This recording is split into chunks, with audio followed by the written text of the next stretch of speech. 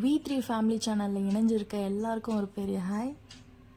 இன்றைக்கி நம்ம சேனலில் பார்க்கக்கூடிய ரெசிபி என்னென்னு பார்த்தீங்கன்னா, உடம்புக்கு ரொம்ப ஹெல்த்தியான பிரண்டை துவையல் ரெசிபி தான் பார்க்க போகிறோம். இது நிறைய பேருக்கு இந்த ட்ரெண்டிங் லைஃப் ஸ்டைலில் எல்லாம் மறந்துருப்பீங்க. சில பேருக்கு அதை ப்ரிப்பேர் பண்ணவும் தெரியாது. இன்றைக்கி நான் சொல்லித்தரதை வச்சு நீங்கள் ரெடி பண்ணி நீங்களே சாப்பிட்டு பாருங்கள். எப்படி இருந்துச்சுன்னு எனக்கு கமெண்ட் பாக்ஸில் சொல்லுங்கள். ரொம்ப டேஸ்ட்டாக இருக்கும்.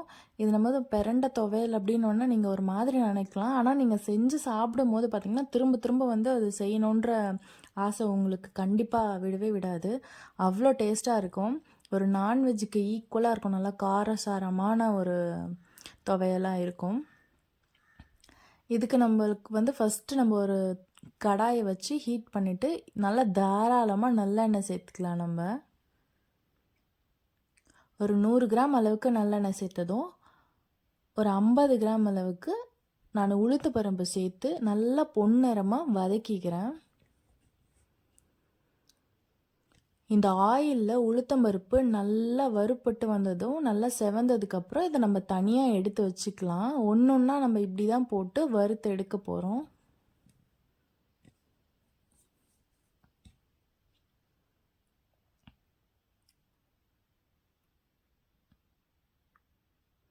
நல்லா கோல்டன் ப்ரௌன் கலர் வந்ததுக்கப்புறமேட்டு இதை நம்ம தனியாக எடுத்து வச்சுக்கலாம். இப்போ அதே ஆயிலில் ஒரு துண்டு பெருங்காயம் சேர்த்துக்கிறேன். 2 முழு பூண்டை நான் உரித்து சேர்த்துருக்கேன். இது நல்லா ரோஸ்ட் ஆகட்டும். பூண்டு நல்லா வதங்கும் போது சூப்பராக ஒரு ஸ்மெல் வரும். நம்மளுக்கெலாம் எப்போவுமே குழம்பு தாளிக்கும் போது அந்த ஸ்மெல் வரும்ல, அந்த மாதிரி ஒரு சூப்பராக ஒரு ஸ்மெல் வரும். இது நல்லா ப்ரௌனாக வறுந்து வரட்டும். நல்லா ப்ரௌன் ஆனதுக்கப்புறம் இது கூடவே 4 காஞ்ச மிளகாவும் ஒரு 2 பச்சை மிளகாவும் சேர்த்துருக்கேன். இதுக்கு நம்ம 2 மிளகாவுமே நம்ம ஆட் பண்ணணும். நான் இந்த துவையலுக்கு காரம் கம்மியாக தான் சேர்த்துருக்கேன். அதாவது மிளகா கம்மியாக தான் சேர்த்துருக்கேன். ஏன்னா நான் இதை அரைக்கும் போது ரெட் சில்லி பவுடர் கொஞ்சம் ஆட் பண்ணிப்பேன். அந்த கலருக்காக டேஸ்ட்டும் நல்லாயிருக்கும். அதனால நான் காஞ்ச மிளகா கம்மியாக சேர்த்துருக்கேன். உங்களுக்கு ரெட் சில்லி பவுடர் ஆட் பண்ண வேண்டான்னு நினச்சிங்கன்னா நீங்கள் இது கூடவே காஷ்மீரி சில்லியும் ஒரு 5 மிளகா சேர்த்துக்கலாம். இப்போ நல்லா வருந்ததுக்கப்புறம் இதையும் தனியாக எடுத்து வச்சுக்கலாம். இப்போ திரும்பவும் அதே ஆயிலில் 2 பத்தை தேங்காவை கட் பண்ணி வச்சுருக்கேன். 2 பெரிய ஆனியனை கட் பண்ணி வச்சுருக்கேன், ஸ்லைஸ் பண்ணி வச்சுருக்கேன். இது 2த்தையும் போட்டு ஆயிலில் நல்லா ப்ரௌனாக வதக்கிடலாம். இது எல்லாமே நம்ம ப்ரௌனாக வதக்கி எடுக்கிறதுனால இதை அரைச்சி தாளிக்கும்போது அந்த டேஸ்ட்டை சொல்லவே முடியாது. அந்த அளவுக்கு நல்லாயிருக்கும். அதுவும் இல்லாமல் நீங்கள் ஒரு 10 நாள் கிட்ட வரைக்கும் கூட நீங்கள் ஃப்ரிட்ஜில் வச்சு சாப்பிட்லாம். ஆயில் நல்லா நிறைய விட்டு நீங்கள் தாளித்து வச்சுக்கிட்டிங்கன்னா அவ்வளோ சூப்பராக இருக்கும். நீங்கள் தேவைப்படும் போதெல்லாம் ஃப்ரிட்ஜ்லேருந்து எடுத்து நீங்கள் சாப்பிட்டுக்கலாம். தோசை இட்லிக்கெலாம் அருமையாக இருக்கும்.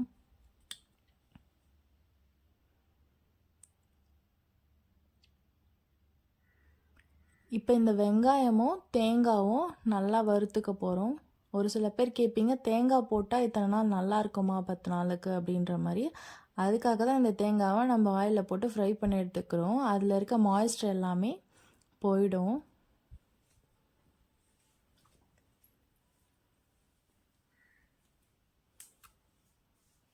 இப்போ அதுவுமே நல்லா ப்ரௌன் ஆகிடுச்சு, எடுத்து வச்சுக்கலாம். இப்போ சேம் அதே ஆயிலில் இந்த பிரண்டையை நான் க்ளீன் பண்ணி வச்சுருக்கேன். இந்த பிரண்டையை நிறைய பேர் க்ளீன் பண்ண தெரியாது. இது ஒன்றும் பெரிய விஷயம் இல்லை. இந்த கணு வருது இல்லைங்களா, அந்த பிரண்டையோட கணுக்களை இப்படி உடைக்கும் போது அதுவே ஒரு நார் மாதிரி ஃபார்ம் ஆகும். எப்படி நம்ம அவரைக்காய் பீன்ஸ்லாம் உடைக்கும் போது வருமோ அந்த மாதிரி நார் மாதிரி ஃபார்ம் ஆகும். அந்த நாரை நீங்கள் ஒரு கணுவை உடைக்கும் போது அந்த நார் எக்ஸ்ட்ரா வர நாரை உரித்து எடுத்துக்கோங்க. அதுலேருந்து ஒரு வேர் வரும். அந்த வேரை மட்டும் ரிமூவ் பண்ணிவிட்டு இலையும் இந்த தண்டையும் நீங்கள் அப்படியே சேர்த்துக்கலாம். இது நான் ஒரு கணுவை உடச்சே யூஸ் பண்ணியிருக்கேன். இதையும் நீங்கள் 2-3 பீஸாக கட் பண்ணியும் நல்லா வதக்கிறதுக்கு கொஞ்சம் ஈஸியாக இருக்கும். இது கூட நான் கருவேப்பிலையும் சேர்த்துருக்கேன். இது கூட நீங்கள் புதினா கொத்தமல்லி சேர்த்து வதக்கி அது ஒரு டேஸ்ட்டாக இருக்கும், புதினா சட்னி மாதிரி. அப்படியும் நீங்கள் சமைக்கலாம். நான் இன்றைக்கி அது சேர்க்கலை. இது நல்லா வதங்கிறதுக்காக இது கூட கல்லுப்பு 1/2 ஸ்பூனும் இஞ்சி நல்லா ஒரு பெரிய துண்டாக சேர்த்துருக்கேன். இஞ்சியோட ஃப்ளேவர் இதில் நல்லா இருக்கும். இந்த துவையலுக்கு இஞ்சி மஸ்ட்டு. இஞ்சி நல்லாவே சேர்த்துக்கோங்க. இப்போ போடும்போது பார்த்தீங்கன்னா கடாய் ஃபுல்லாக இருந்த மாதிரி இருக்கும். வதக்க வதக்க இது அப்படியே சுருங்கி வந்துடும். இந்த பிரண்டையில் இருக்க தண்ணிலாம் அது எப்படி பாருங்கள், ஃபுல்லாக அந்த ஹீட்டு இழுத்து நல்லா ட்ரை ஆனதுக்கப்புறம் இந்த ஆயில் மட்டும் இருக்கும். அந்த ஸ்டேஜில் நம்ம நல்லா வதங்கிடுச்சின்னு அர்த்தம். ஆஃப் பண்ணிக்கலாம். இந்த ரெசிபியை பார்த்துட்ருக்க கேப்பில் அப்படியே V3 ஃபேமிலி சேனலை சப்ஸ்கிரைப் பண்ணிக்கோங்க. அப்போ தான் நான் போடுற ஒவ்வொரு வீடியோவும் உங்களோட நோட்டிஃபிகேஷனில் வந்து சேரும். நம்ம வறுத்தது எல்லாத்தையுமே நல்லா ஆற வச்சாச்சு.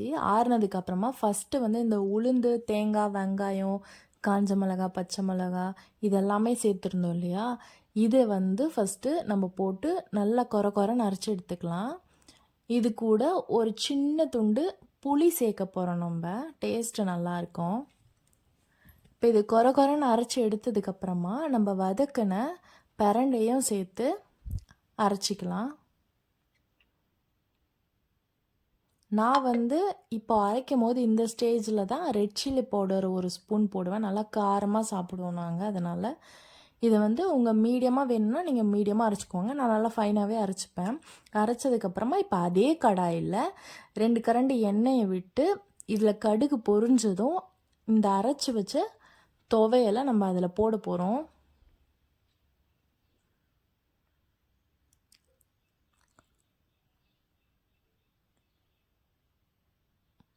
நான் இந்த அளவுக்கு திக்காகவே துவையல் மாதிரி நான் வச்சுருக்கேன். உங்களுக்கு தண்ணி வேணும்னா சேர்த்து கொஞ்சம் செமி சாலிடாக நீங்கள் பண்ணிக்கலாம். இது கூட தோசையோ இட்லியோ சுட்டு நீங்கள் சுட சுட வச்சு சாப்பிட்டீங்கன்னா அப்படி இருக்குங்க. சொன்னால் புரியாது. நீங்கள் ட்ரை பண்ணி பார்த்துட்டு எனக்கு கமெண்ட் பாக்ஸில் சொல்லுங்கள்.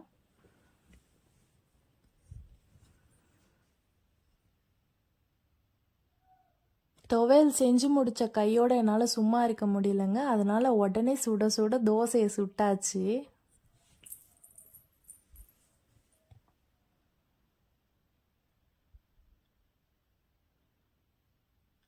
இது கூட கல் தோசையோ இட்லியோ இல்லை மசால் தோசையோ நைஸ் தோசையோ ஊற்றி இது காம்பினேஷன் வச்சு சாப்பிடும் போது இந்த காரத்துக்கு ரொம்ப டேஸ்ட்டாக இருக்கும்.